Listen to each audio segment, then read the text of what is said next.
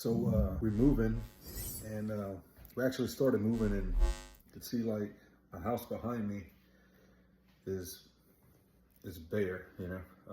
We have a lot of stuff going. All the cabinets empty, and like as I walk through them, it's heart wrenching. It's heart wrenching for me while I walk through this house, because it's like this has been my home like for a very long time. It's where my kids grew up. Is the only home that they really know.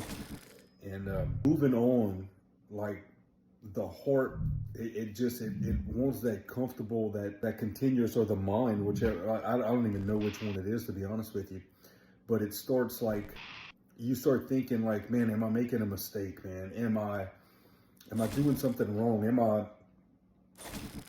Should I just stay here? Like, do we need that big house? You go all back and forth through these things, and it's like, you wanted that house, you desired it, and you know that God meant something, that God meant you to have it. But I think what happens is, just like every area of life, we get comfortable. We get comfortable in a space, and our actions are dictated, or like our actions resemble that place, right? And then we continuously do the same things over and over again. And in the new place, like you're a new you would do something different. Like, you act different, your actions are different, like everything's different. And that is super uncomfortable. And as soon as you get a taste of that, you think you made a mistake and you want to go back to the old you. And I'm just letting y'all know, like, I'm fighting this thing right now, just like y'all. It's a super exciting thing, and like, I mean, it's one of the greatest things that's ever happened to my family, and that God enabled me to be able to do for my family. And I'll show that to y'all later. But it's a crazy experience, because as I'm in this little house, and it's not a little house, I mean, it's like a 3,000 square foot house. My oldest daughter is actually gonna move in this house, so it's a little sentimental to me for that. But lo and behold, like, it's just one of those things that we want comfort. We want the familiar, and this is like, think about it. Women that are battered by their husbands will stay because it's familiar. It's the familiar that they know.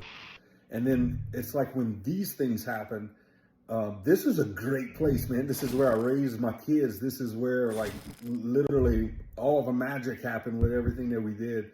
And it's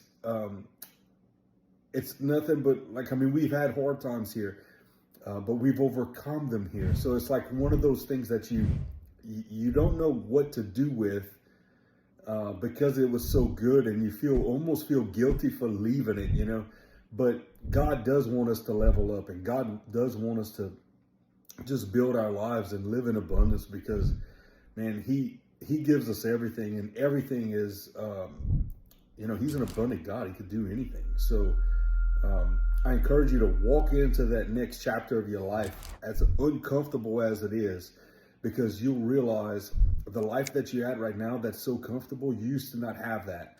And then whenever you got it, it was uncomfortable. It was great, and you felt the love and the excitement and all that stuff. But, like, think back to how uncomfortable it was and how you felt when you stepped into the life you live now. And I encourage you to go ahead and step up into the next one, because it'll be just as grand. I'm telling you, like, it gets better and better. So, but anyway, that's the little walkthrough struggle that I'm having this morning. I do the same things, man.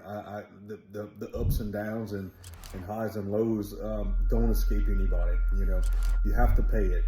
All the price is the price, and but it's up to you to decide whether it's a cost or an investment.